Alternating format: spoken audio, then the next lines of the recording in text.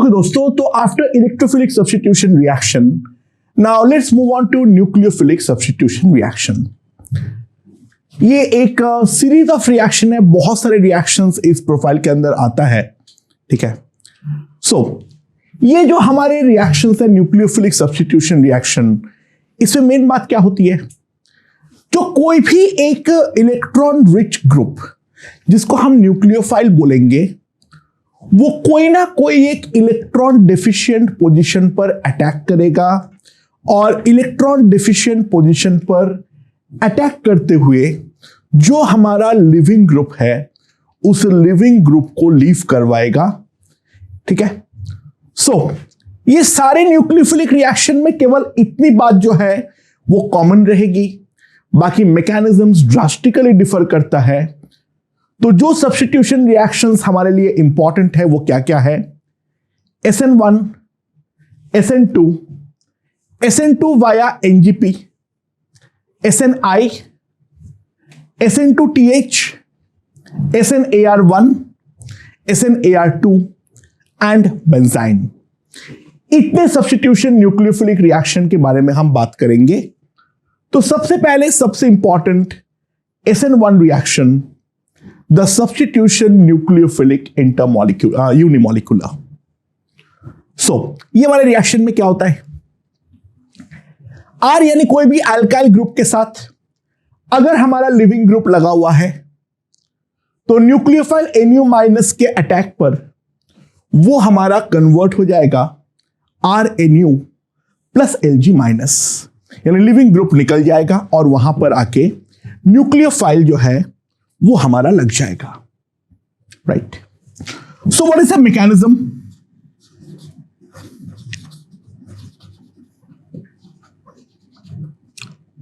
तो सबसे पहली बात ध्यान देना SN1 पर, it is a to-step process.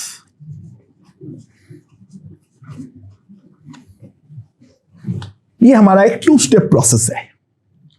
Right, now to-step process में क्या है, हमारा क्या होने वाला है, स्टेप 1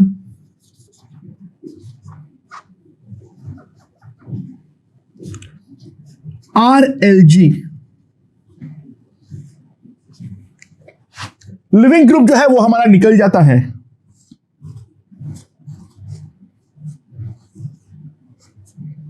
तो ये बनता है R plus and Lg-, RLG, R plus and Lg-। Leaving group सबसे पहले हमारा निकल जाता है। सो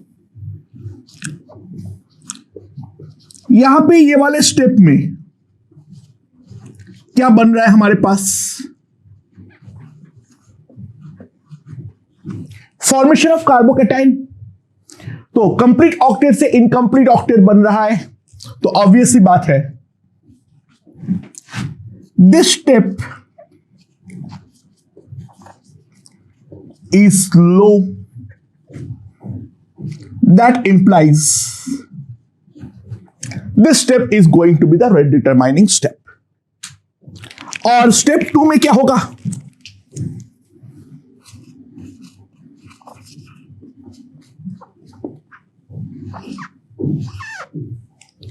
स्टेप 2 पर क्या होगा, R प्लस उस पर Nu- आके अटैक करेगा और वो हमारा बन जाएगा RNu। तो इनकंप्लीट ऑक्टेट वाला स्टेप जो है वो हमारा खत्म हो रहा है, तो इस कारण पे this is a very very fast step. ठीक है, ओके, तो ध्यान देना यहां पर। तो रेट ऑफ रिएक्शन जो होगा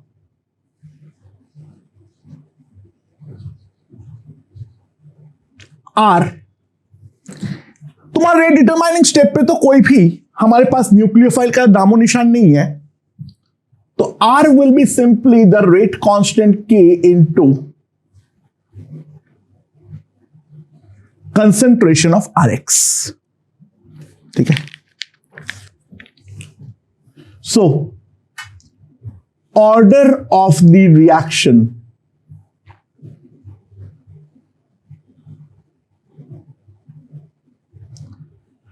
is equals to 1. तो फर्स्ट ऑर्डर रिएक्शन है SN1 जो भी है वो हमारा एक फर्स्ट ऑर्डर रिएक्शन है। तो सबसे पहले हमें इस रिएक्शन का एक बार एनर्जी डायग्राम देख लेते हैं।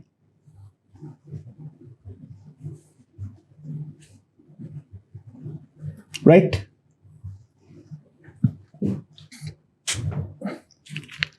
सो ये है हमारा energy coordinate.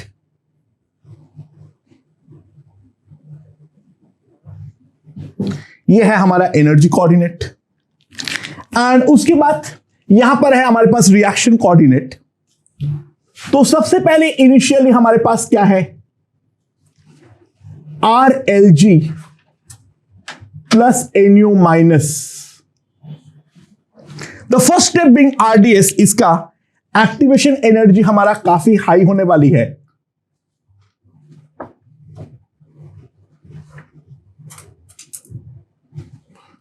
with the formation of carbocation and in the next step बहुत छोटा सा एक्टिवेशन एनर्जी होगा एंड फाइनल प्रोडक्ट जो बनेगा that will be RNU plus LG minus.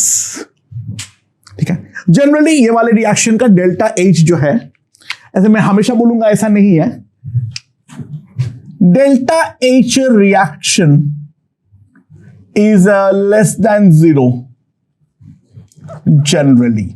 ऐसे कोई गारंटी नहीं है यहां पर, बट नॉर्मली रिएक्शन तभी होता है ये हमारा अगर एंथैल्पिक सपोर्ट है, यानी product is more stable then the reactant.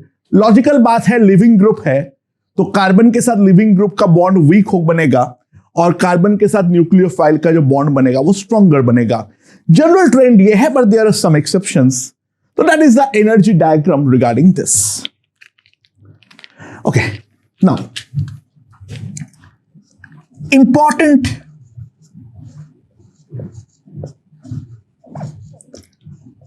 features of SN1।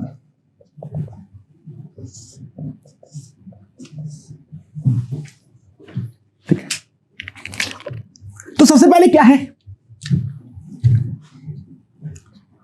Proper carbocation is formed.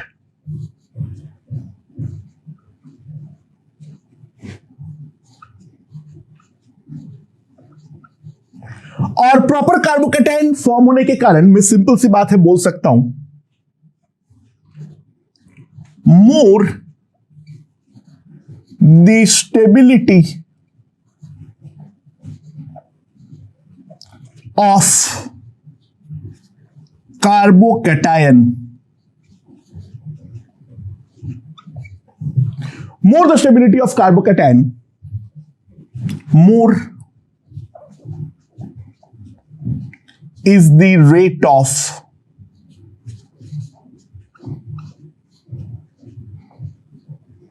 SN1।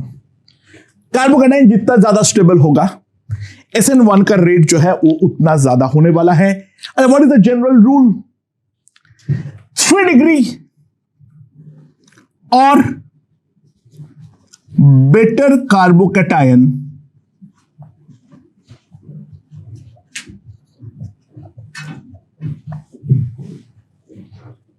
अगर जो कार्बोकैटायन बन रहा है वो 3 डिग्री या फिर उससे ज्यादा स्टेबल है, that simply implies SN1 is a highly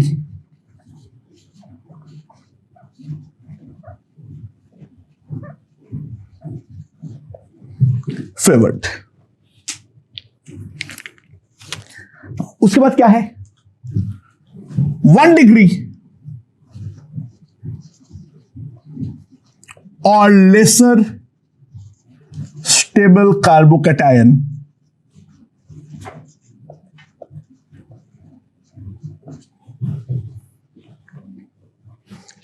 SN1 generally does not occur. SN1 जो है वो नॉर्मली हमारा नहीं होता। अगर 1 डिग्री या फिर थोड़ा कम स्टेबल कार्बोकैटायन बनता है तो SN1 जो है वो होने का संभावना बहुत कम हो जाती है। बहुत ही रेयर सर्कमस्टेंसेस में यहां पर SN1 होता है, देखेंगे हम लोग, ठीक है। 2 degree carbocation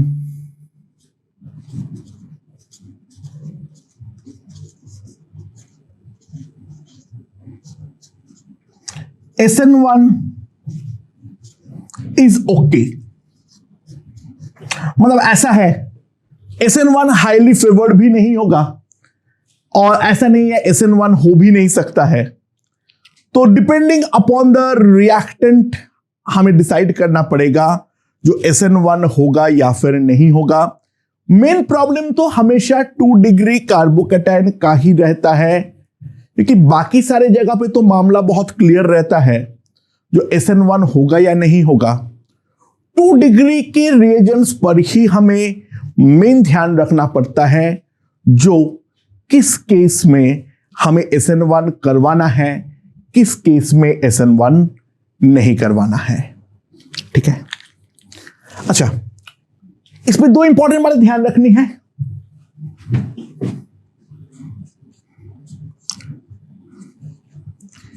bridge head position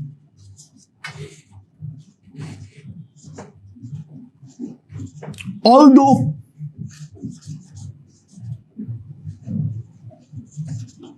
3 degree is highly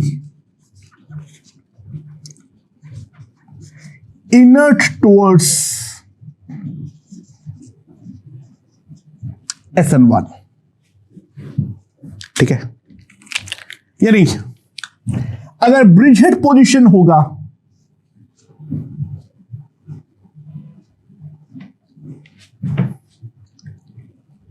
तो ये X माइनस को लीव करवाते हुए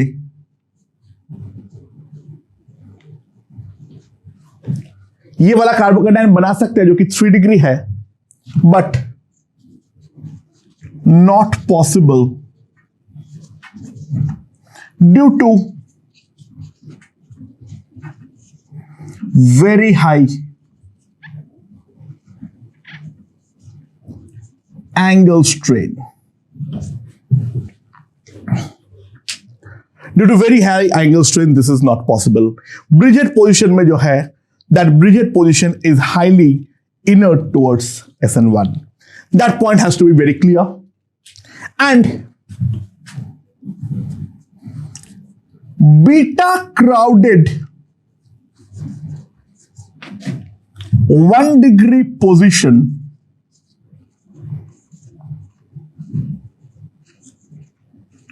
do give SN1.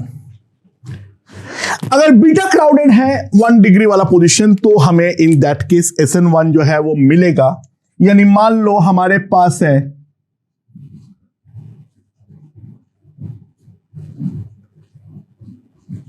CH2 कोई भी लिविंग ग्रुप,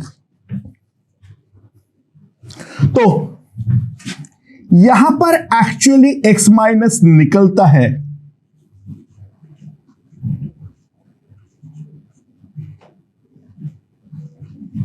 एंड उसके बाद फिर रीअरेंजमेंट होता है।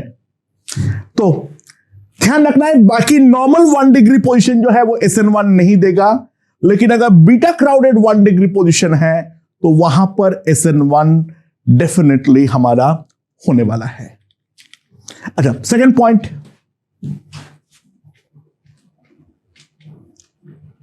As proper carbocation is formed,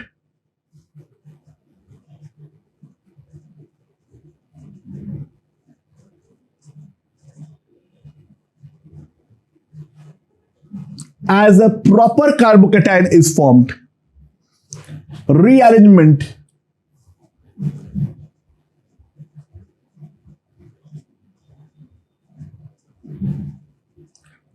is possible. Rearrangement जो है वो हमारा पॉसिबल होगा। ठीक है, तो जैसे हम लोगों ने इलेक्ट्रोफिलिक एडिशन में जो रीअरेंजमेंट्स का केस किए थे वो SN1 पर भी हमारा सामने आने वाला है। Third,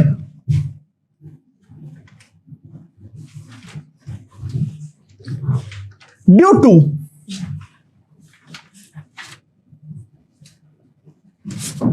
solvation factor,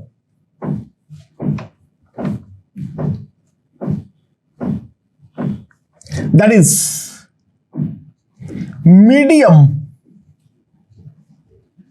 must solvate the carbocation formed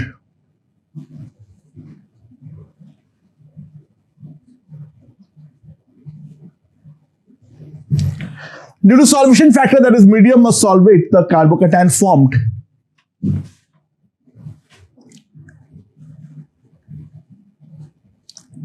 rearrange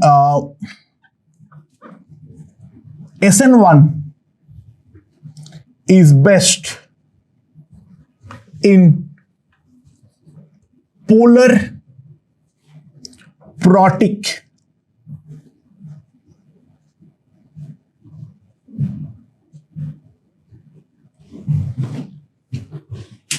ठीक है।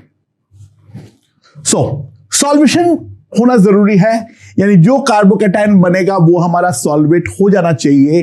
तो SN1 जो है वो हमारा पोलर प्रोटिक मीडियम पर बेस्ट होगा। More the proticity of the medium,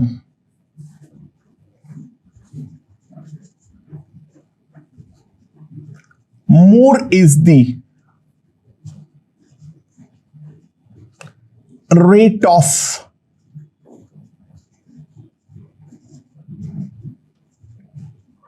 reaction। जितना ज्यादा हमारा मीडियम का प्रोटिसिटी होगी उतना ज्यादा हमारा रेट ऑफ रिएक्शन होगा। मतलब SN1 in water will be greater than SN1 in alcohol। अगर हम लोग वाटर को सॉल्वेंट की तरह यूज करेंगे तो SN1 का रेट ज्यादा होगा एज कंपेयर टू अगर हम लोग अल्कोहल को मीडियम की तरह इस्तेमाल करें उसके कंपैरिजन में। फोर्थ क्या है, जो मोर दी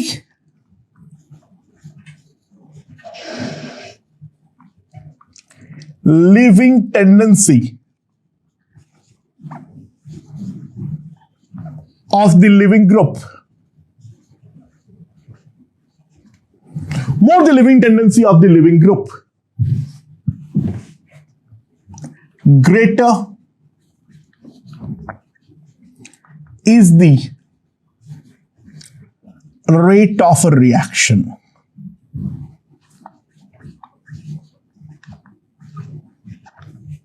लिविंग ग्रुप का लिविंग टेंडेंसी जितना ज्यादा होंगे रेट ऑफ रिएक्शन भी उतना ही ज्यादा होने वाला है। यानी Ri will be greater than Rbr, that will be greater than RCl, that is much greater than RF। ठीक है, this is the rate of SN1 reaction। RF is always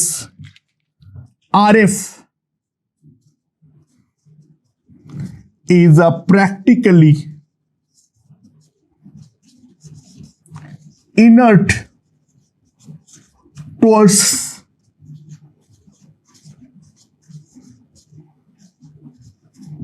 SN1 reaction।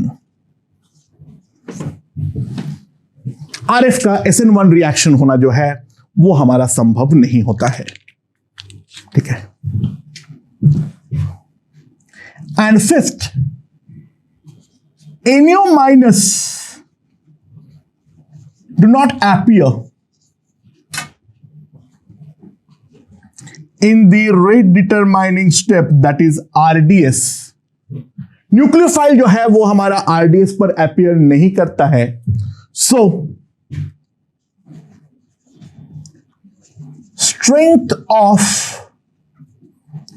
Nucleophile plays no role. Strength of nucleophile plays no role in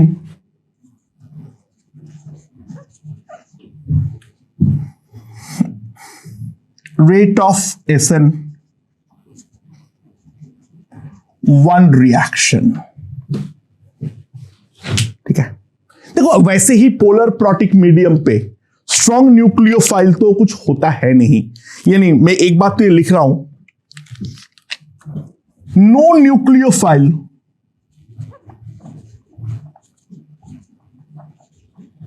is a very strong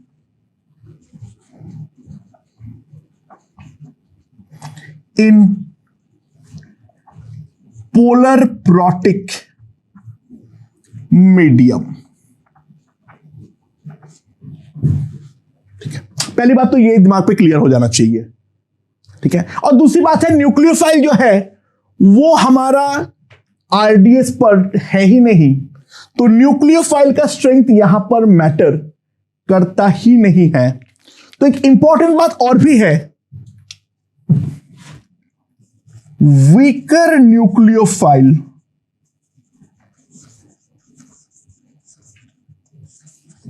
give SN1 only. तो अगर कोई nucleophile कमजोर है, उसका reaction केवल और केवल SN1 के थ्रू ही आगे प्रोसीड कर सकता है, किसी और के थ्रू प्रोसीड नहीं करेगा. तो these are the basic concepts regarding the SN1 reaction. अब हम लोग कुछ एग्जांपल्स के थ्रू इस चीज को और थोड़ा सा देखते हैं.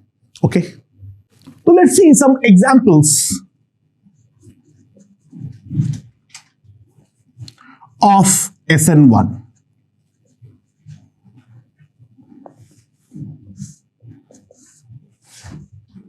ठीक है, तो क्या है एग्जांपल्स ऑफ SN1?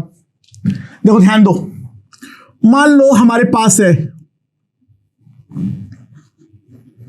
MeCl और इस पर मैंने डाल दिया aqueous QH.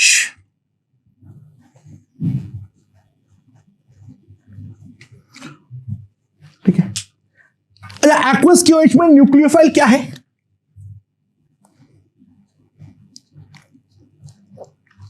Nucleophile is OH minus. हाँ, ऑब्वियस सी बात है, सॉल्वेटेड फॉर्म में है, एक्वस, तो उसका न्यूक्लियोफिलिसिटी सब्सटेंशियली रिड्यूस तो हुआ है. ठीक है, तो ये वाला स्टेप में क्या होगा,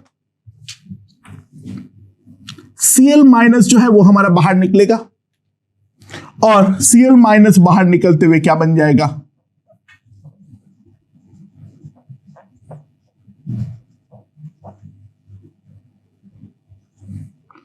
the formation of carbocation.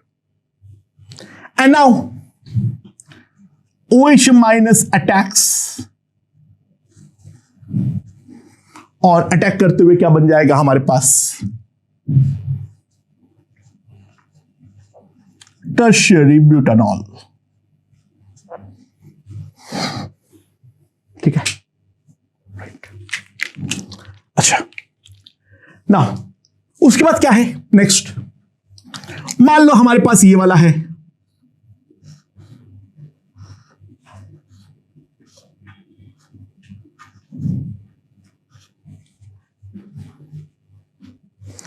इस पर मैंने डाला एक्वस क्यूएच.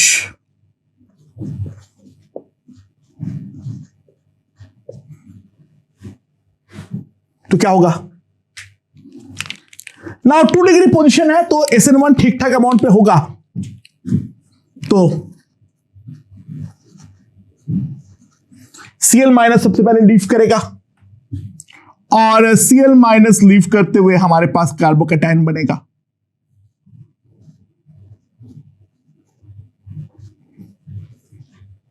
अब क्या है यहां पर, इसको प्लस और माइनस पे तोड़ लो, यहां पर प्लस यहां पर माइनस, तो क्योंकि more electron rich side migrate करेगा, प्लस माइनस तोड़ो और प्लस माइनस जोड़ो, तो क्या होगा,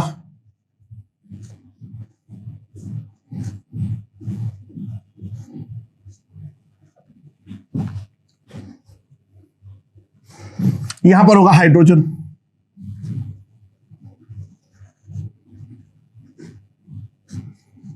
further rearrangement from 2 degree to 3 degree, and उसके बाद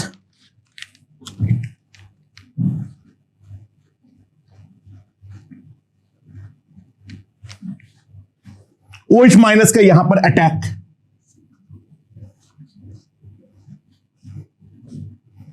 तो मेजर प्रोडक्ट जो बनेगा वो हमारे पास ये वाला बन जाएगा।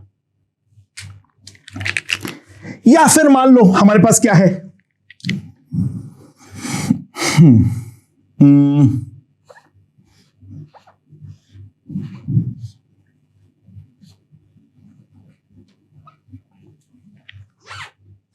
और यहां पर OH, और यहां पर मैंने डाल दिया एक्वस KOH, तो प्रोडक्ट हमारे पास क्या बनेगा,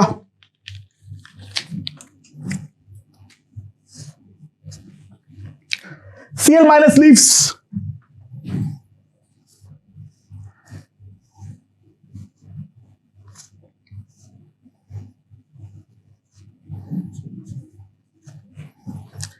क्या यहां पर बाहर से OH माइनस आके अटैक करेगा? ध्यान दो हमारे पास 2 न्यूक्लियोफाइल हैं, एक OH यहां पर और एक OH माइनस यहां पर। ये वाला जो OH है ये हमारा कंपाउंड के अंदर ही है, तो ये वाला अटैक नहीं करेगा, so this one is going to attack, will not attack।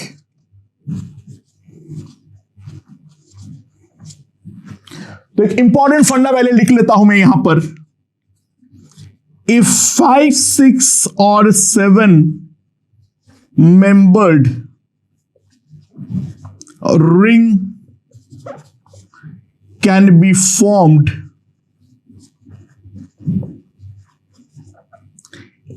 intramolecular attack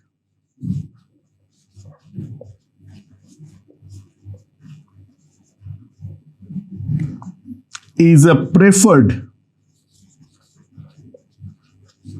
over intermolecular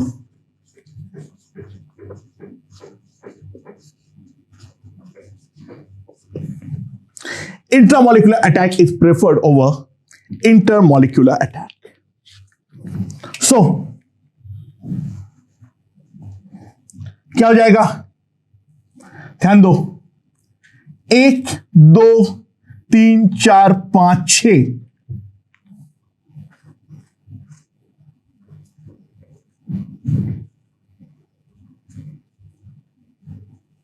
और जहां पर ऑक्सीजन अटैक करेगा उसके बाजू वाले कार्बन पर minus H plus,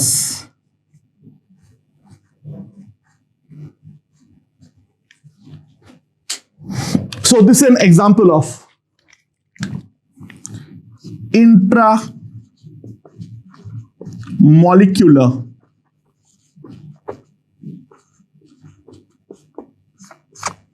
SN1।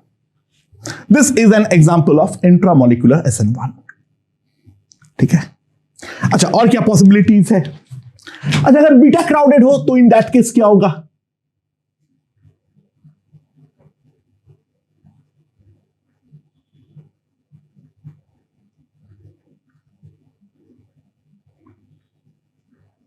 CH2Cl। तो बीटा क्राउडेड 1 डिग्री अगर हो तो वहां पर SN1 ही हमेशा होता है। तो इस पर अगर मैं डाल दूं एक्वस KOH, यहां पर अगर मैं डाल दूं एक्वस KOH, तो Cl माइनस लीव करेगा सबसे पहले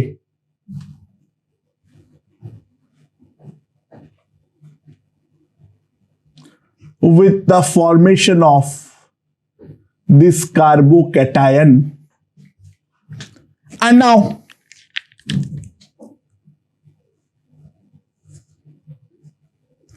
methyl migrates, and with the migration of methyl we get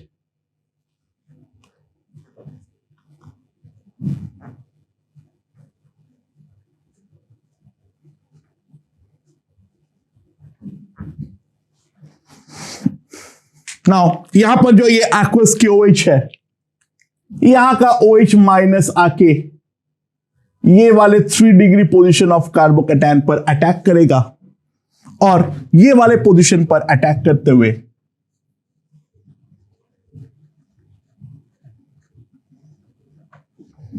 C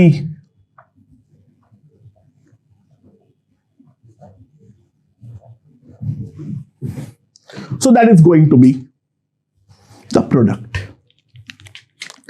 अच्छा, नाउ उसके बाद हम देखेंगे SN1 रिएक्शन इन अल्कोहल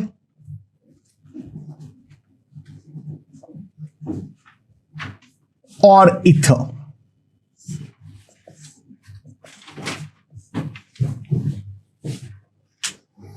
ठीक है, सो मान लो हमारे पास क्या है,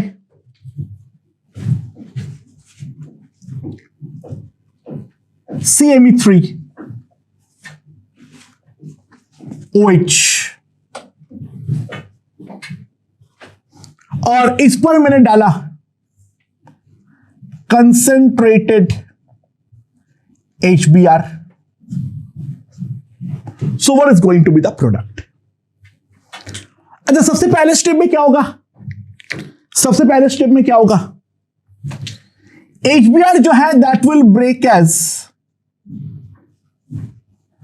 H plus and Br minus, oxygen का लोन पेयर H प्लस पर अटैक, एंड ऑक्सीजन का लोन पेयर H प्लस पे अटैक करने के बाद क्या बनेगा?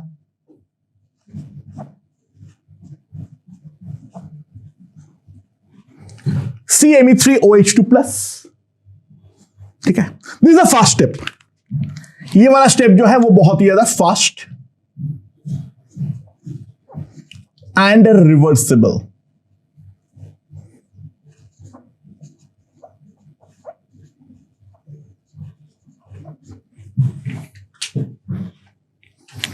Okay,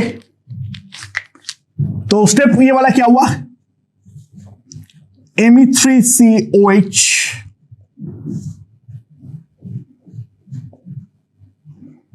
plus H plus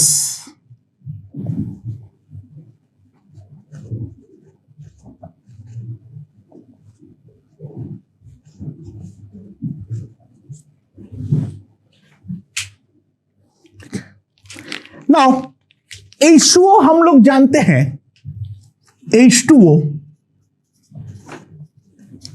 is an electrofugal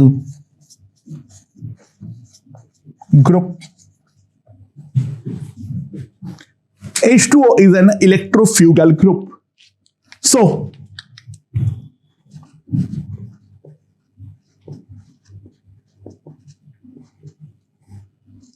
water leaves, this is the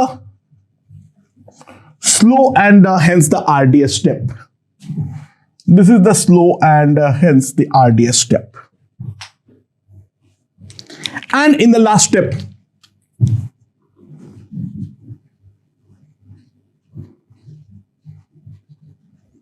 plus Br minus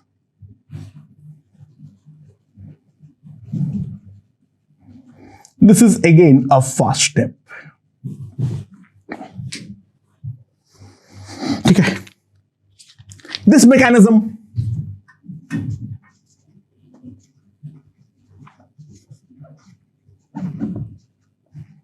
is called SN1 dash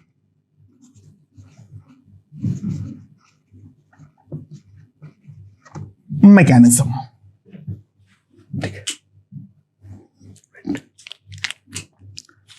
अच्छा, similarly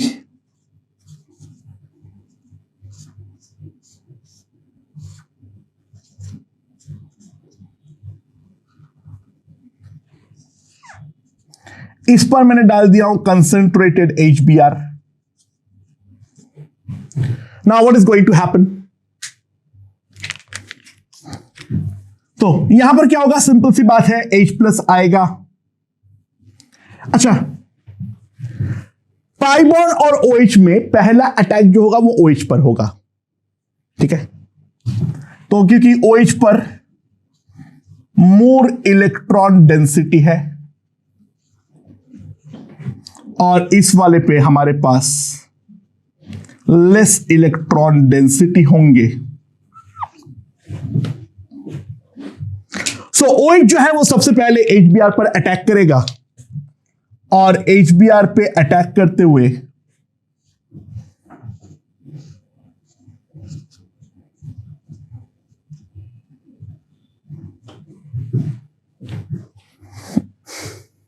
ठीक है. एंड नाउ वाटर सबसे पहले लीव्स.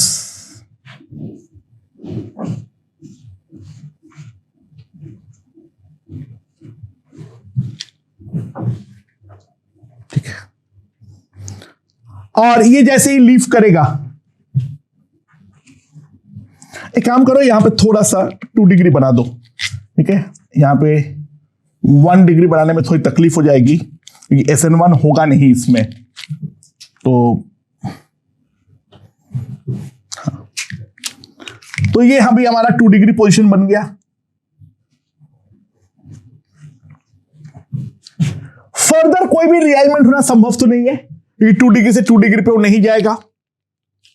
तो अब हमारे पास कंपाउंड के अंदर ही न्यूक्लियोफाइल है, तो ये वाला पाई बॉन्ड का अटैक पहले प्रेफर्ड होगा. अच्छा, ऑब्वियसली बात है, लेफ्ट की तरफ माइनस बनाऊंगा, राइट की तरफ प्लस. कार्बोकेटाइन 2 डिग्री स्टेबल है, कार्बोनाइन 1 डिग्री स्टेबल है, तो ये वाला पाई बॉन्ड का जो इलेक्ट्रोमैग्नेटिक इफेक्ट होगा, यहां पर माइनस बनेगा, यहां पर plus. So 1 2 3 4 5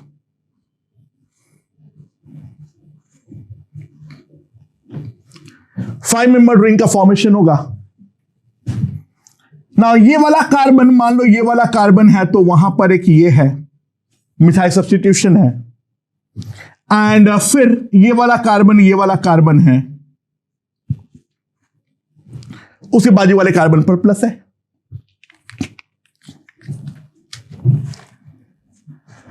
and now Br minus attacks ये वाले पोजीशन पर, और जो हमारे पास फाइनल प्रोडक्ट बन जाएगा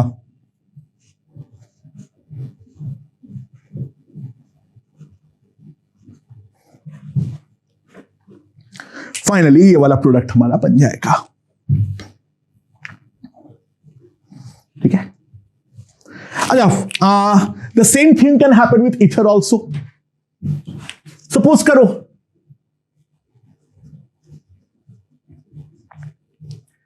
CH3O CMe3 ये वाला है हमारे पास, और ये वाले इथर पर मैंने डाल दिया कंसेंट्रेटेड HI. ये वाले पे मैंने डाल दिया कंसंट्रेटेड HI। सो यहां का जो H+ है, ऑक्सीजन ये वाले H+ पर अटैक करेगा,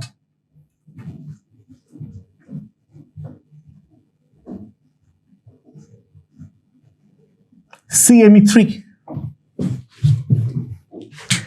now CmE3 plus 3 degree carbocation है, हाईली स्टेबिलाइज्ड है, तो ये वाला बॉन्ड का इलेक्ट्रॉन ये डोनेट कर देगा और डोनेट करके क्या बनाएगा, CH3OH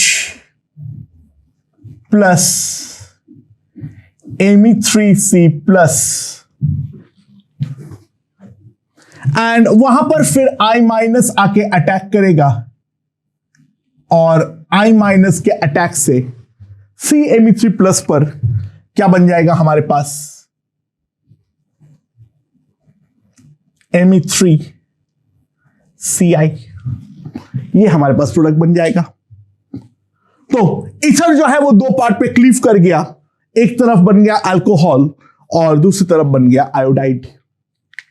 अच्छा, ईथर पे करा दिया तो इपॉक्सी में भी हो सकता है। लेट्स से फॉर इपॉक्सी,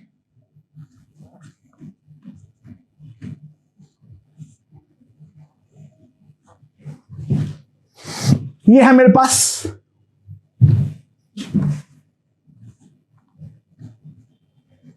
यहां पर डाल दिया हूं concentrated HI। So what is going to be the product? तो क्या होगा इस पर? सबसे पहले H+ आएगा,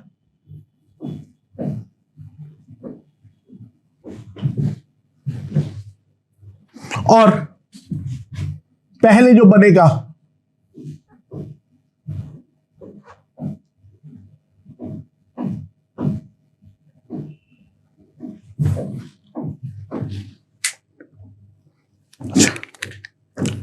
ना, ये वाला डेंसिटी कहां पर ज्यादा है, ये वाला डेंसिटी कहां पर ज्यादा होगा, प्लस का डेंसिटी। अगर ये ऑक्सीजन जब पुल करेगा, अगर लेफ्ट से पुल करेगा तो 1 डिग्री पोजीशन पर कार्बोकैटायन बनेगा, और इधर से पुल करेगा तो 2 डिग्री पोजीशन पर कार्बोकैटायन बनेगा। ऐसे प्रॉपर बॉन्ड टूटता नहीं है, but it will be something like this. यहां पर पार्शियल बॉन्ड बनता है, ऑक्सीजन पर डेल्टा प्लस, कार्बन पे डेल्टा प्लस, एंड तुरंत I- का यहां पर होगा अटैक। ये बॉन्ड का इलेक्ट्रॉन डेंसिटी पूरा यहां पर चला गया, और इस डायरेक्शन में डेंसिटी जाते हुए प्रोडक्ट क्या बन जाएगा, यहां पर CH2OH। So this is going to be the final product. तो इस तरीके से SN1 रिएक्शन अल्कोहल या ईथर में भी हमारे लिए पॉसिबल है। फर्स्ट स्टेप जो है वो डिफरेंट है। SN1 और SN1- में यही डिफरेंस है।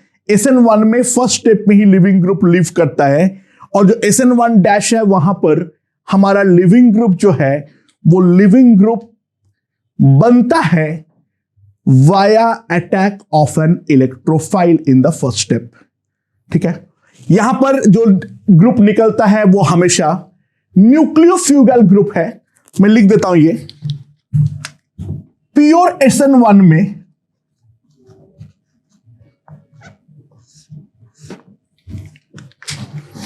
फर्स्ट स्टेप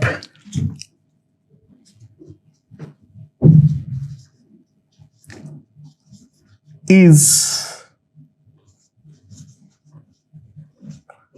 release of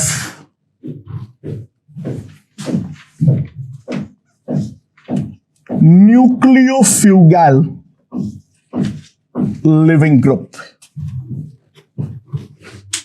और वहीं पर जब मैं SN1- देखता हूं,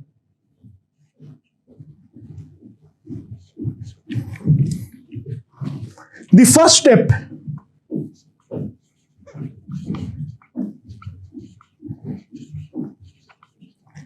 is attack of electrophile producing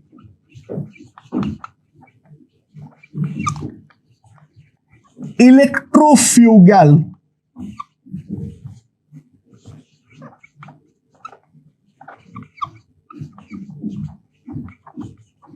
living group, which lives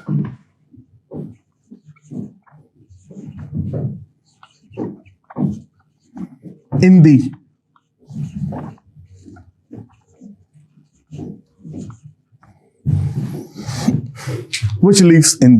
second step. तो ये है SN1 और SN1 डैश में डिफरेंस. मैंने यहां पे सफिशिएंट एग्जांपल्स करवाया हूं. बाकी इनका जो मेजर एग्जांपल्स है, इनके जो क्वेश्चंस है, वो जब हम अल्काइल हैलाइड अल्कोहल ये चैप्टर्स पढ़ेंगे उस टाइम पे और डिटेलिंग करेंगे इसके ऊपर. लेकिन मेन जो रिएक्शन के मैकेनिज्म्स है वो यहां पर पूरा का पूरा क्लैरिटी जो है वो आ जाना चाहिए. ओके दोस्तों, तो अब हम लोग देखते हैं SN1 at allylic position.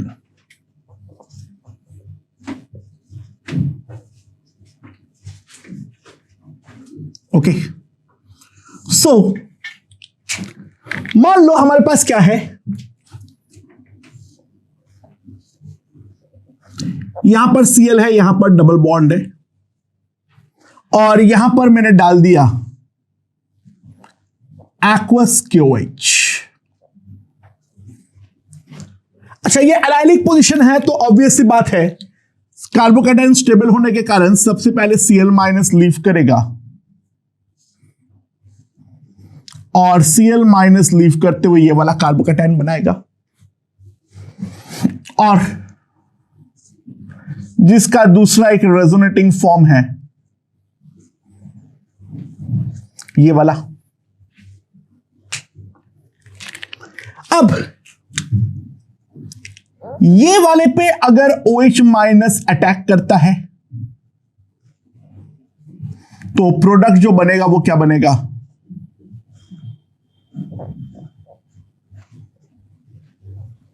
और दूसरा OH माइनस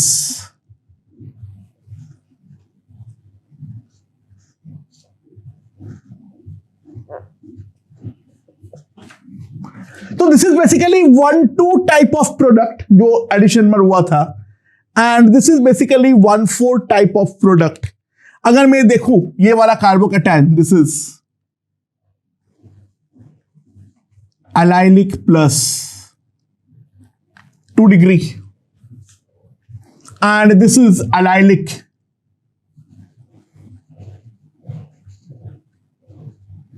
plus 1 degree. ठीक है, this is allylic plus 2 degree and this is allylic plus 1 degree. और यहां पर अगर मैं देखूं यहां पर केवल और केवल एक अल्फा हाइड्रोजन है, और यहां पर अगर मैं देखूं तो 5 अल्फा हाइड्रोजन है.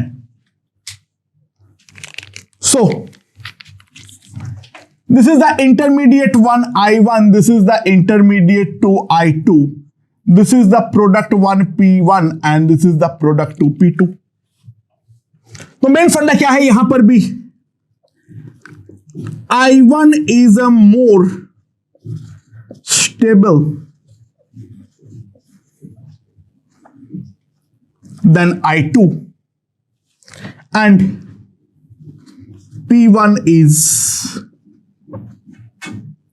is more stable than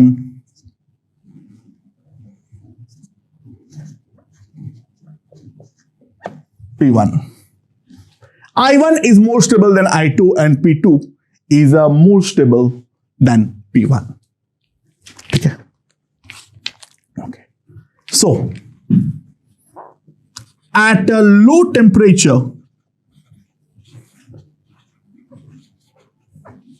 P1 is a major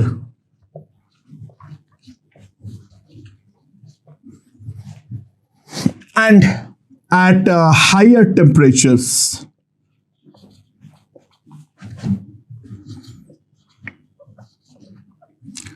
P2 is major TCP। तो यहां पर भी एनायनिक पोजीशन पर यहां पे भी वो 1,2 और 1,4 जैसा प्रोडक्ट में हुआ था, यहां पर भी हमें एग्जैक्टली सेम प्रॉब्लम मिलने वाली है। कौन सा यहां पर मेजर रहेगा वो तुम्हें यहां से देख लेना है। Okay,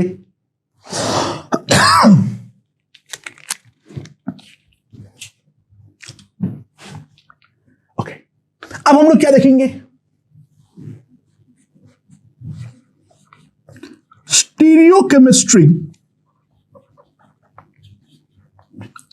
of SN1।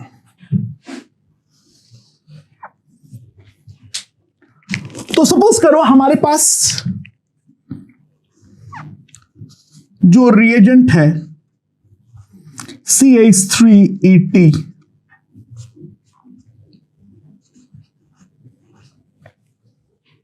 और यहां पर मैंने डाल दिया, तो यहां पे H के बदले PR लगा लो, चलो प्रोपाइल लगा लो। एक्वस KOH जब मैं डालूंगा, ऑब्वियस सी बात है ये हमारा कायरल सेंटर है, तो लॉजिकली यहां पर सोचने का ट्राई करो क्या प्रोडक्ट बनेगा। आई होप यहां पर सोच पाए होंगे। हमें दो प्रोडक्ट का मिक्सचर मिलेगा,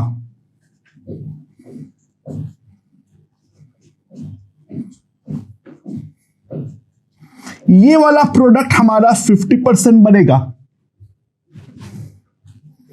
जहां पर Br है वहीं पर OH, और इसका जो OH का उल्टा वाला प्रोडक्ट भी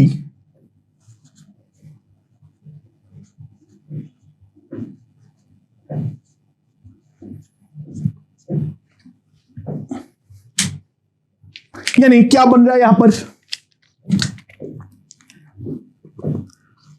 we are getting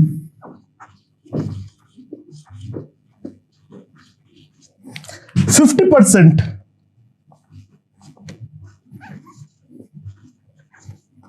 retention product. Retention मतलब क्या है, जहां पर Br वहीं पर OH, उसको हम क्या बोलते हैं, रिटेंशन प्रोडक्ट।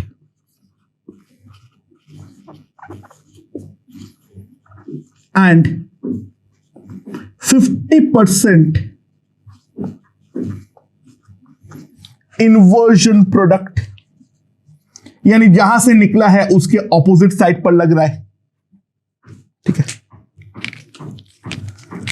तो the net product is racemic mixture, hence optically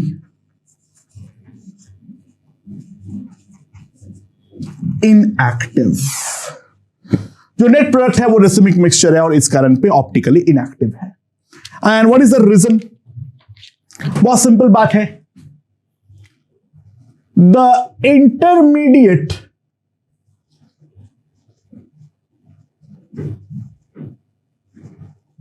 formed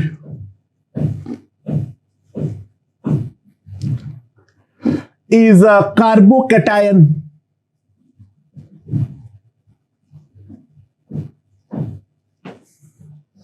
the intermediate formed is carbocation, which is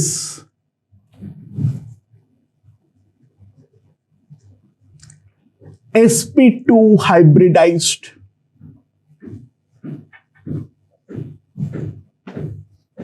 वो हमारा sp2 हाइब्रिडाइज्ड है, और sp2 हाइब्रिडाइज्ड होने के कारण दैट सिंपली इंप्लाइज, जो हम बोल सकते हैं वो क्या है,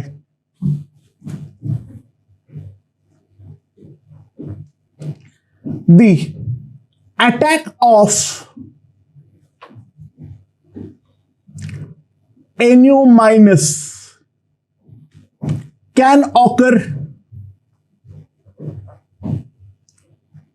both up and down the plane.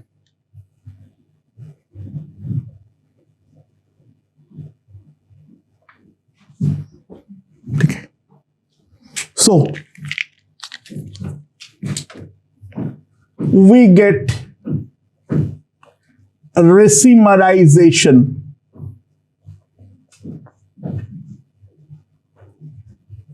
at that chiral center.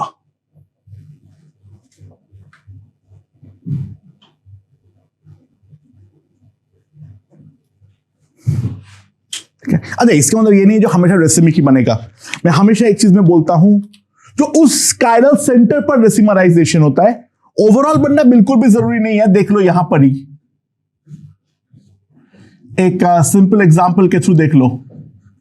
यहां पर है CH3 H और यहां पर है CH3 I. तो यहां पर जब हमारा I माइनस लीव करेगा, रिएजेंट डाला हुआ एक्वस QH, तो I माइनस लीव करने के बाद ये वाला कायरल सेंटर पर तो हाथ नहीं लग रहा है, यानी यहां पर तो अभी भी Me और H ही है. केवल यहां पर जो है हमारे पास कार्बोकैटायन बन जाएगा. और अब OH माइनस प्लेन के ऊपर से या नीचे से दोनों साइड से अटैक कर सकता है. ऊपर से भी कर सकता है और नीचे से भी कर सकता है. तो जो फाइनल प्रोडक्ट बनेगा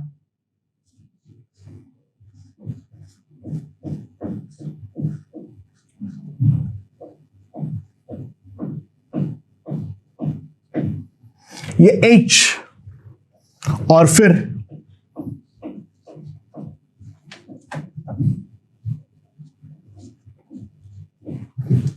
यहां पर OH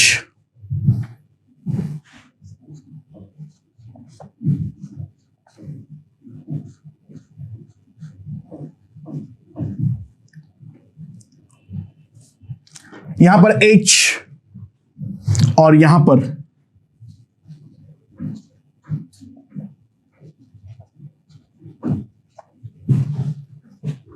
तो ऑब्वियस बात है ये वाला कायरल सेंटर सेम है, बस दूसरे वाली जगह पर हमारे पास OH लगा जो रेसिमराइजेशन हुआ है. तो ये दोनों प्रोडक्ट जो है वो तो साफ साफ पेयर ऑफ डायस्टीरियोमर्स है. They are nothing but the pair of diastereomers. अच्छा, एक लास्ट चीज, in actuality we never get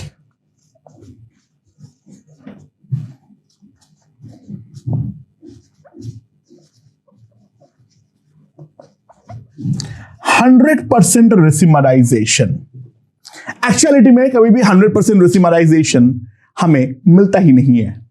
ठीक है, यानी मैं ये बोलना चाह रहा हूं, percentage of inverted product is always greater than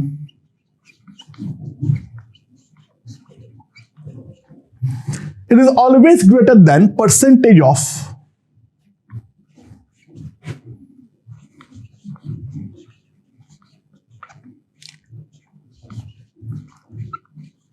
retention product. What is the reason? देखो Br अगर राइट से निकल रहा है और OH अगर यहां पर आ रहा है, ठीक है, the outgoing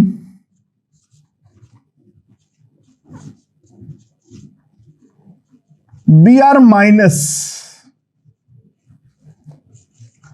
will repel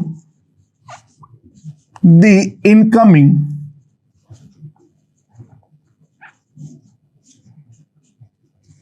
OH minus. The outgoing Br minus will repel the incoming OH minus from the same side. तुम उसको स्टैटिक हिंड्रेंस वाला रिपल्शन बोलो या इलेक्ट्रोस्टैटिक रिपल्शन बोलो, कुछ भी बोलो, Br जब निकल रहा है तो राइट से OH माइनस जो कि खुद भी नेगेटिवली चार्ज्ड है, उसका आना डेफिनेटली थोड़ा बहुत ब्लॉक्ड तो रहेगा ही रहेगा, यानी probability of attack of OH minus from the opposite side is more favored. The probability of attack of OH minus from the opposite side is definitely more favored. Okay.